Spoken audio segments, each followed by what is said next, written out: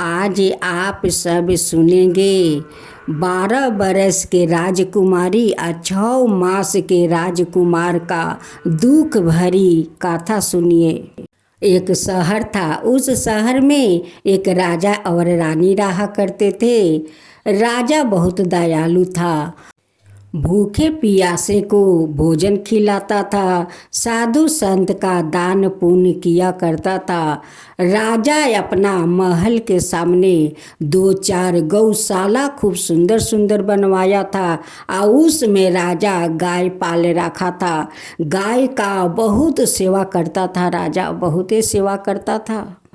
रानी अपना हाथ से भोजन बनाकर राजा और रानी दोनों मिलकर गौ माता का भोजन करवाता था। उसका बाद में वो लोग भोजन करता था। लेकिन राजा रानी का कोई संतान नहीं होते थे। उनके घर में बहुत सारा दास दासी थे। राजा उस दास दासी को अपना परिवार जैसे मानते थे। राजा दास दासियों को बहुत ख्याल रखते थे। वो हमेशा पूछते रहते हैं कि तुम लोग का घर में खाने पीने का कोई तकलीफ तो नहीं है। वो लोग कहते हैं कि नहीं मालिक, आपके रहते हुए हम लोग का तकलीफ कभी हो नहीं सकता। सभी दास दासियों राजा के लिए वो दुआ करते थे कि हे भगवान, राजा का एक संतान दे दीजिए, उनकी इच्छा पूरा कर दीजिए। वो तो इतना दयालु है, इतना दयालु को सब गरीब को ख्याल रखता है, यहाँ तक कि गौ माता को ख्याल रखता है। उन्हें एक संतान दे दीजिए प्रभु, संतान दे दीजिए। एक दिन राजा रानी उदास होकर अपना महल के सामने कुर्सी पर दोनों बैठे हुए थे। उसी समय एक साधु आता है। वो दोनों को उदास देखकर कहते हैं कि राजन, आप इतना उदास है क्यों? क्या हुआ कि आप इतना उदास है? भगवान तो आपका सब कुछ दिया है, लेकिन आप इतना उदास क्यों है? राजा हाथ जोड़कर कहते हैं कि साधु महाराज, इस धन किस काम का? जो घर में संतान नहीं हो वो राज किस काम के है महाराज, किस काम के है? राजा अपना आँख से आंसू बहाते हुए कहते हैं, हे संत महाराज, मुझे आप कोई तो उपाय बताइए कि इस महल में संतान आए, ये राजपाट का भोग करे। हे संत महाराज, आपको मैं हाथ जोड़ती हूँ, आप कोई उपाय तो बताइए। आप तो संत है, आप तो संत है, आप तो सब कुछ जानते हैं, कुछ तो उपाय बताइए कि इस महल में संतान आ जाए। राजा की आंख में आंसू देखकर संत के आंख में आंसू आ जाता है। संत महाराज अपना झोले में कुछ फल रखे थे, उस फल से एक फल निकाल को राजा को दे देते हैं। कहते हैं कि राजन, इस फल को आप दोनों, इस फल का आप दोनों सेवन कर लीजिए। अगर श्री कृष्णा जी के कृपा हो तो आपका जरूर संतान आएगा राजन, जरूर आएगा। लोग कहते हैं ना कि सबसे बड़ा विश्वास है, अगर मन में विश्वास रखो तो जरूर इच्छा पूर्ण होता है।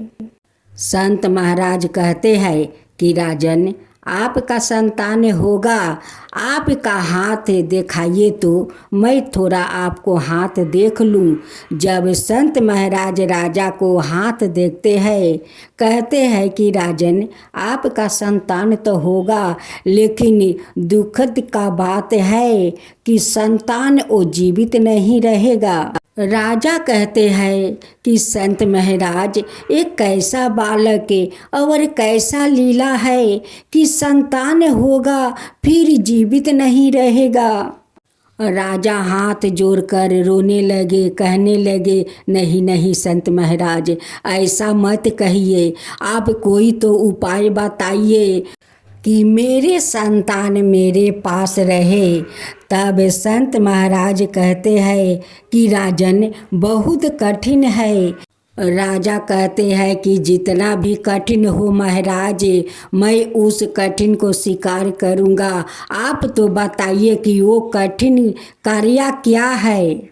संत महाराज कहते हैं कि राजन, अगर आपका कोई राजकुमारी 12 बरस के होगी, उनके साथ अपना इस शिशु राजकुमार को उनके साथ शादी करना होगा।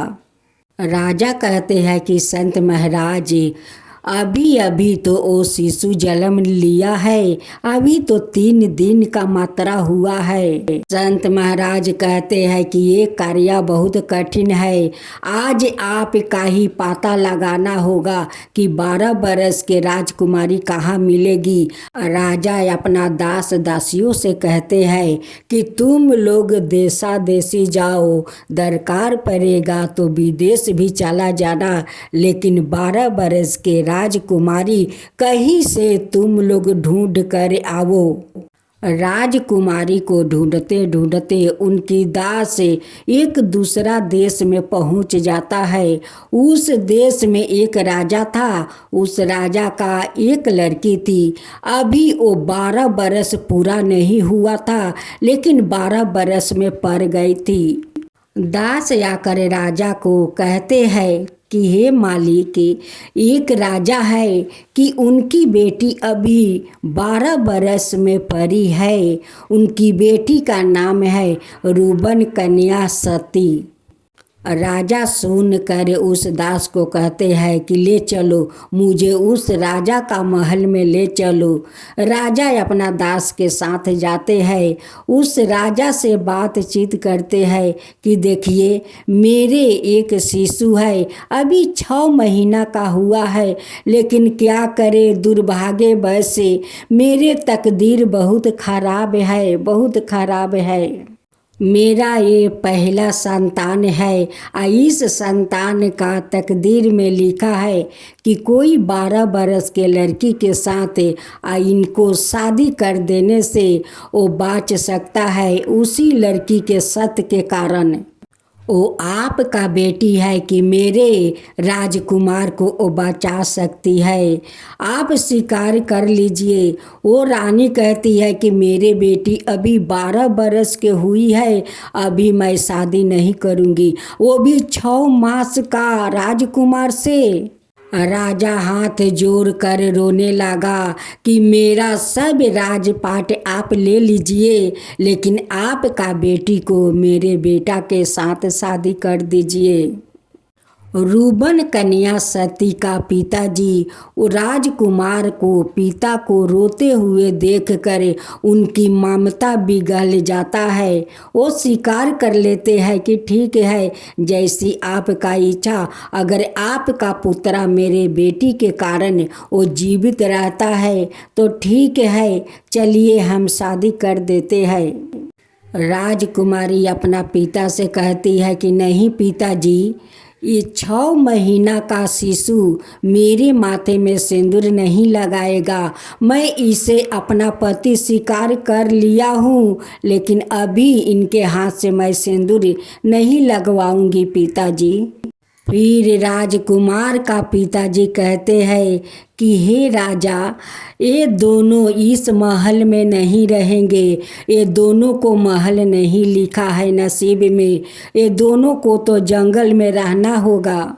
अब तो रूबन कन्या सती का पिता कहने लगे कि ये कैसा लीला है, ये सब भगवान कैसे लीला रचते हैं कि इस छोटे छोटे बच्चों को जंगल में रहना पड़ेगा।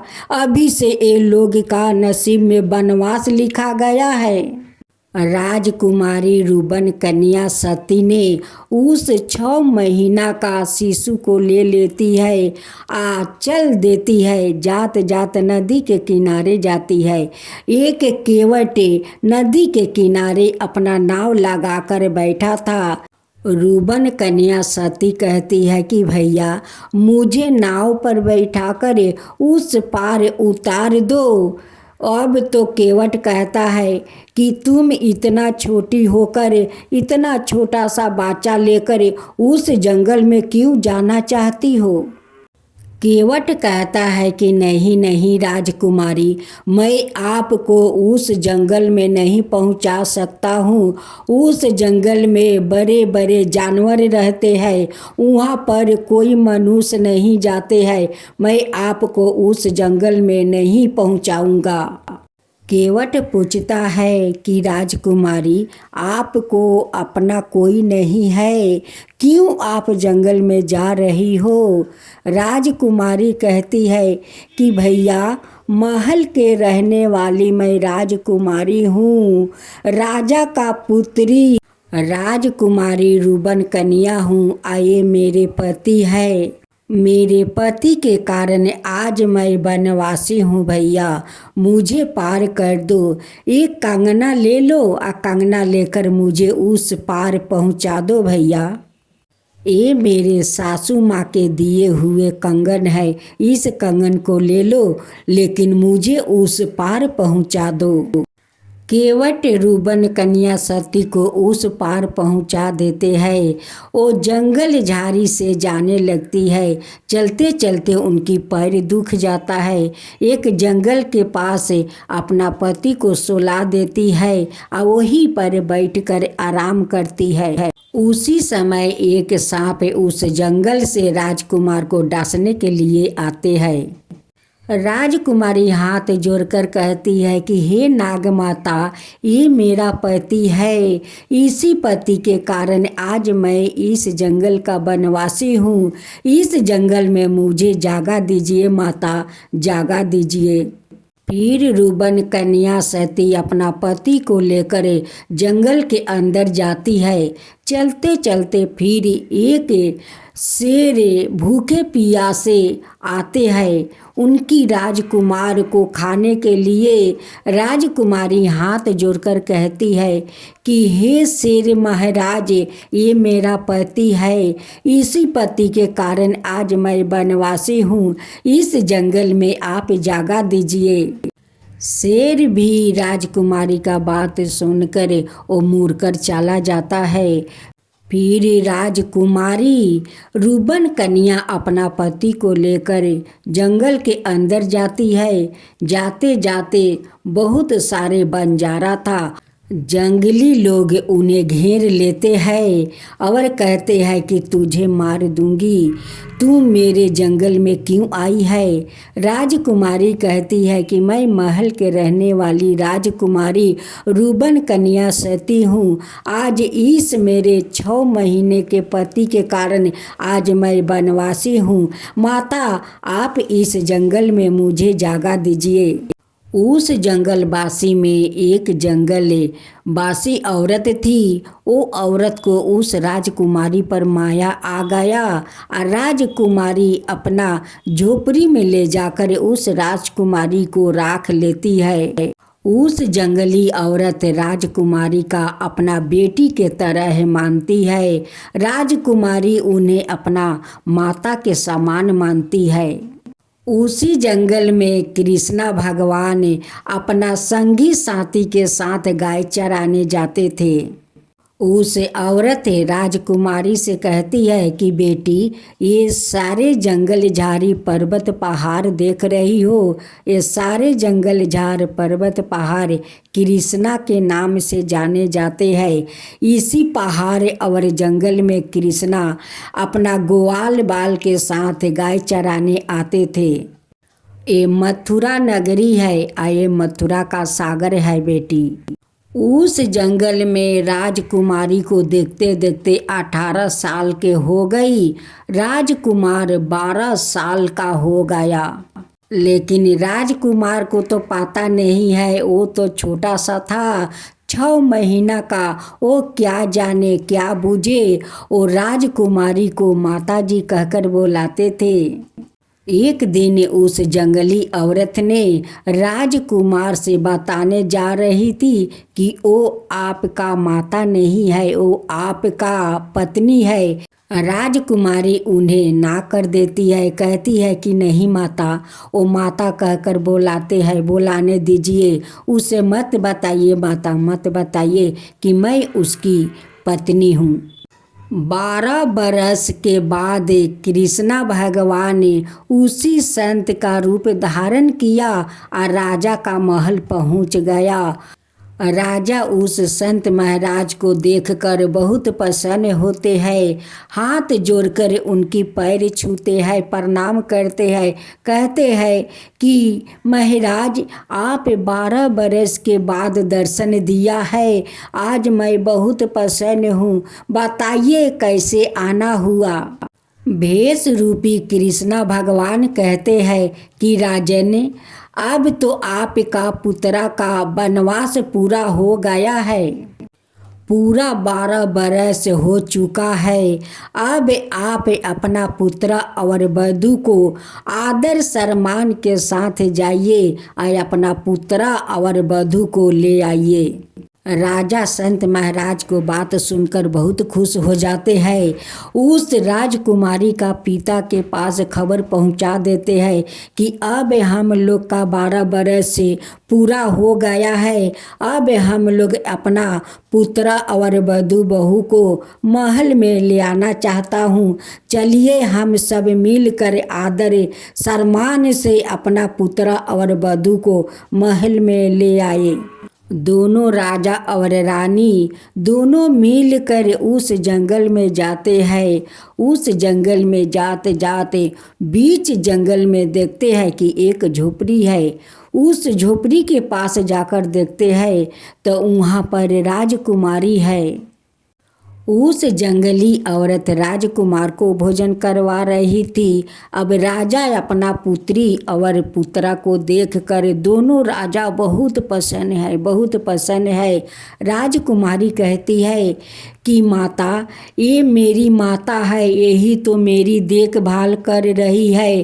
राजकुमार को नहलाना धुलाना भोजन करवाना सब यही माता करती है। राजा उस औरत को भी स्वागत किया और अपना साथ अपना पुत्र और वधू और उस औरत को साथ ले आते हैं।